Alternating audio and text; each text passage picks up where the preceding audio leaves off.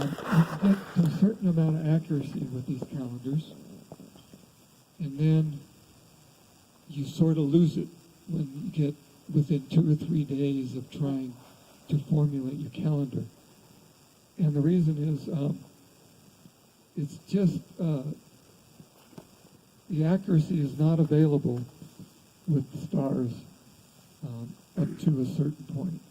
Now, when you're just using stars and sun and moon and watching, you're looking for something called an heliacal rising or heliacal setting. That's when you can get the resolution on your calendar of about 3 days. And just briefly, a heliacal rising has to do with the fact the sun moves this way daily, but on the backdrop of the stars, it moves this way. So it takes 365 and a quarter days. It goes around the ecliptic in that direction, as opposed to it rising and setting in this direction. So it's a little bit weird that way. It's actually the Earth going around the sun, but it looks like the sun moving on the backdrop of the stars. So when the sun's moving this way, it will blot out all the stars. You can't see them during the day. But as it's setting, the stars will start popping out. And there will be a time when a star will first appear after the sun passes it. And that's called the heliacal rising. That was used extensively by the Egyptians in their calendar, and it was noted particularly in the literature and on the old hieroglyphs as the time when the Nile would start flooding. Flooding is the heliacal rising of Sirius, which is the dog star. It's the brightest star in the sky. It's almost as bright as the planet. Okay, well, enough with calendars. I wanted to just bring that up because when you want to get a more accurate calendar, you have to use something other than just the way the planets move and the stars move and heliacal risings. You have to use the way the sun and the moon go back and forth on a horizon line. And you can only get this as a culture if you're not nomadic, because you have to watch for a long time. And if you're moving from one place to another, your horizon line will change. And so it becomes very difficult for nomadic people to use horizon lines. Well, we have an agrarian people here. All the Puebloan people are agrarian. They stay in one place year-round. They can get an accurate calendar. And this is how they do it. Particularly at this spot, we have a very far eastern horizon line. The San Juan Mountains over there, probably 10, 15, 20 miles as a bird flies, which means we don't have any parallax. And that means that I cannot change my relationship with stars rising, the sun rising, or the moon rising. I cannot change that geometry by just walking from one end of this mesa to another. Now, if I was using this mountain right here, that's only about 2 miles away, maybe 3 miles. So if I start over here and I see a star rise over there, and I go up the next day and I'm way down there, it's not going to rise in the same place because I'm too close to it. I've created a parallax, so there's a difference. But that's so far away, it becomes a protractor, a very accurate protractor, where I can now graduate the horizon line for a large crowd of people like yourself. So if you came up here on your birthday and you watched the sunrise and you noted which spot it rose in, you could come up on that same day, your birthday, for the rest of your life, and the sun would rise over that exact same spot on that day.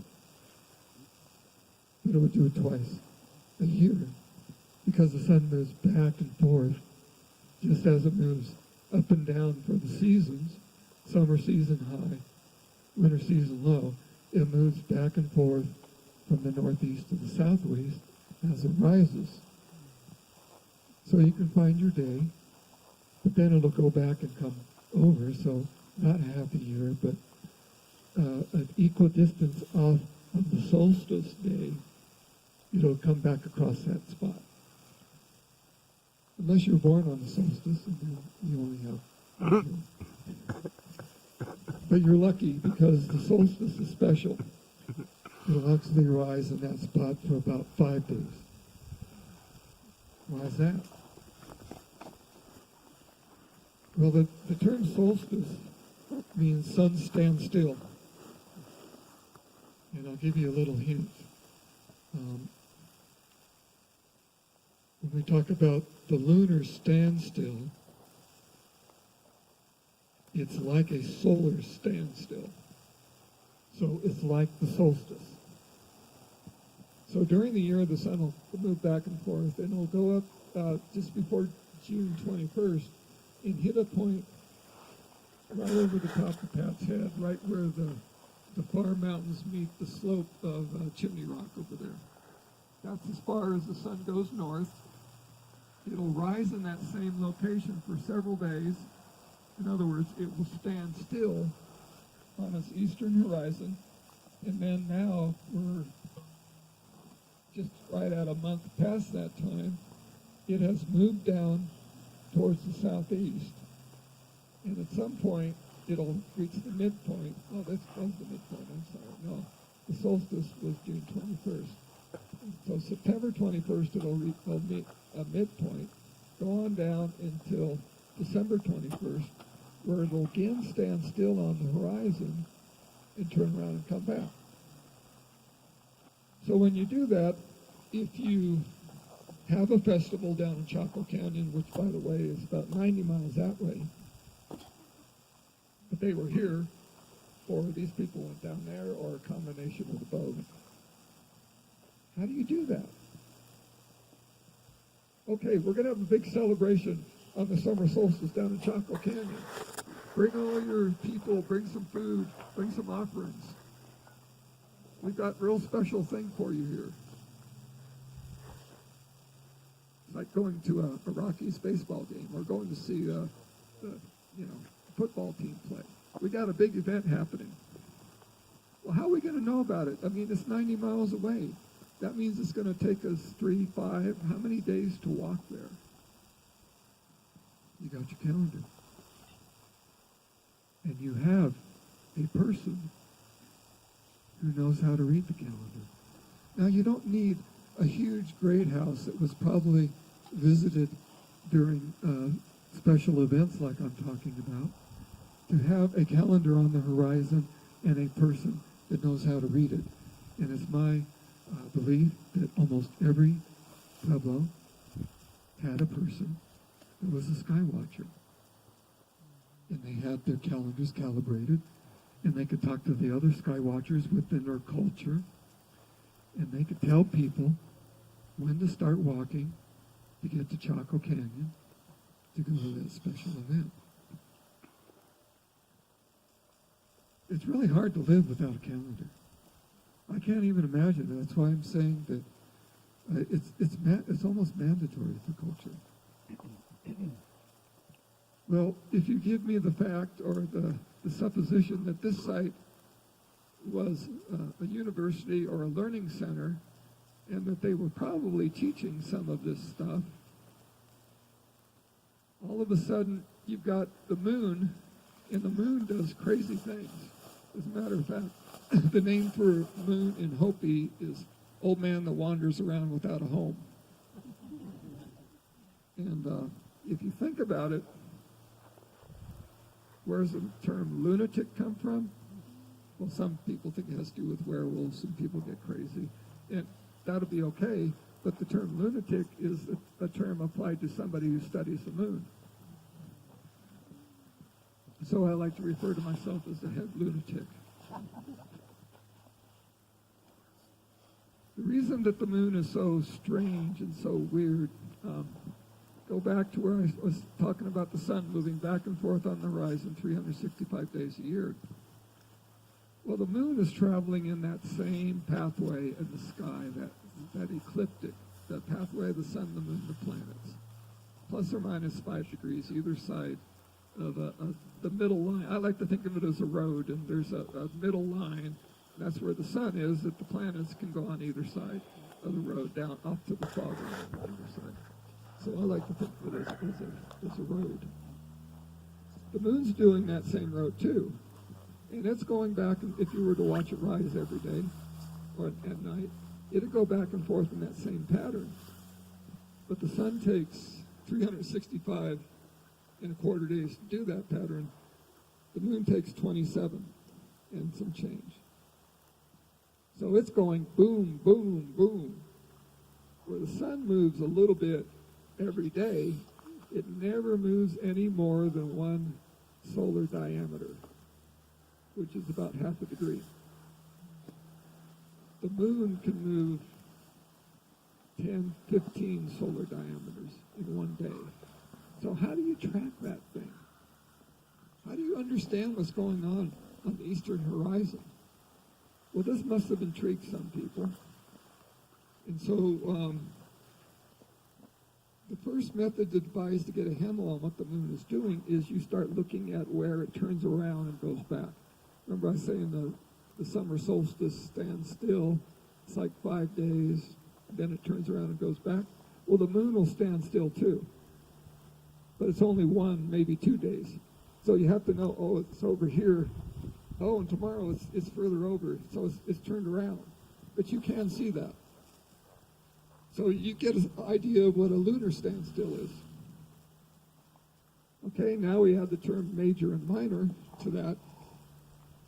And we have another cycle in the heavens, orbital dynamics, that most people who study astronomy in college at the graduate level don't understand. And the reason they don't understand it, it has no value to our culture at present. But if it did have value, it's easy to understand. Well, it's not impossible to understand. I would say easy. But the moon is going around the Earth. As the Earth is going around the sun, the moon's orbit around the Earth is tilted from the Earth's orbit around the sun by about 5 degrees. And that the Earth's orbit around the sun is tilted from the celestial equator by about 23 degrees. And you start adding these things up, you have to add one more cycle. Not only is the moon's orbit tilted 5 degrees from the orbit of the Earth around the sun, but that orbit keeps shifting. And that's really, God, that took me so long to actually visualize. But it's an 18.6 year cycle. Funny thing happens when you're watching it on this horizon. All of a sudden, the moon goes further over than the sun ever goes, because the sun can only get to a certain spot. The sun stands still in the summer, has been rising in that location for over 5,000 years without much of a change. That doesn't change. The stars change because they're going around the galactic center, but the Earth's orbit around the sun has not changed. And so the sunrise solstice locations, one of the oldest structures in the world is Newgrange in Ireland, contemporary before the pyramid, so that's dated about 5,000 years, I think, somewhere in there. It's a winter solstice marker. It still works. The pyramids, one of their stellar alignments in the Great Pyramid is to Sirius. It doesn't work anymore because the stars go around the galactic center, and over the course of 3,000 years, it's moved. It's moved enough that that observatory doesn't work anymore. So the moon's going further than the sun. In fact, it goes so far that if you stand right here, you can see it rise between those twin spires. But it only does it for a short time, every 18.6 years. That's weird. So if you're a bunch of sky watchers, and let's say that they were teaching sky watching here, maybe, and you're also looking at the moon, but you know it's a old man that wanders in the sky that nobody knows where his home is, but you're still interested in the moon, and you say, hey, it's coming through over there. And the sun never does that. And you call all your friends together and say, look, the moon's coming through. And then if 2 or 3 years later, it quits coming through. It doesn't come back and do it again for 18 years. So the average age of these people was about 40, 50 years old. So that means maybe they had 2 18-year cycles, maybe 3. That average age is skewed because they had high infant mortality. So if you did make it to 40, chances you were going to make it quite a bit further, or 30 or so. So the moon is doing this thing. Doesn't have any practical cultural significance that I'm aware of, other than just understanding the way nature works. But if you were to believe some of these monuments in the way that they emulate this knowledge of the moon, you could say that they understood this. And if these ancient people did understand this cycle, they were more than just moon watchers. They were scientists. These were intelligent, very intelligent, thinking science people. And that's kind of a hard pill to swallow, because they didn't have the wheel, and they didn't have beasts of burden. Now we know there's something going on at this site, because if this major lunar standstill becomes important and people start getting excited about it, it becomes a cultural phenomenon. All of a sudden people want to be here. And we're looking at the place where they stood. We'll do more later. Do you want to? We're going to listen and watch the moonrise. Thank you. A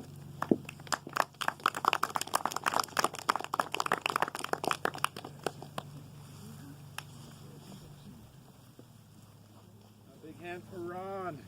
All right.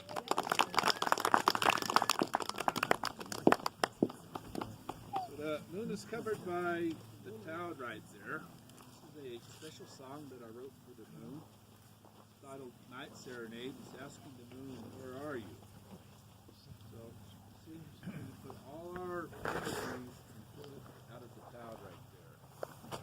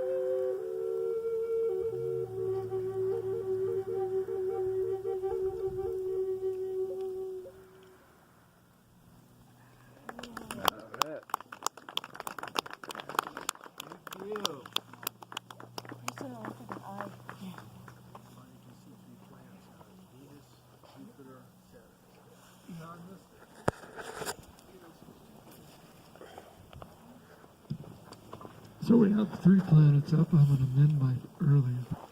This bright one's Venus, the next one up is Jupiter, and then over here, closer to the moon, is Saturn. If you draw a curved line, you will see an ecliptic, because they'll all be on that roadway. Although the moon is closer to one of the fog lines than the sun. As you go down, you might keep your eye on the moon, and Mars will be rising soon. I'm sure we'll get a look at it before we get in our cars.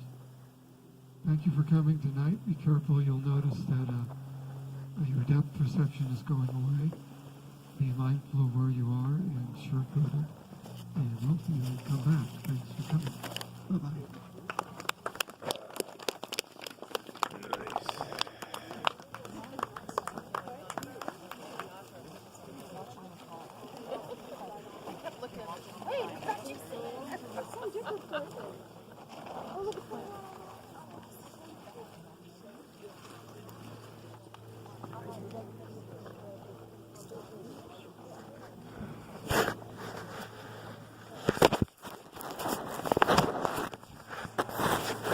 That was Bessa.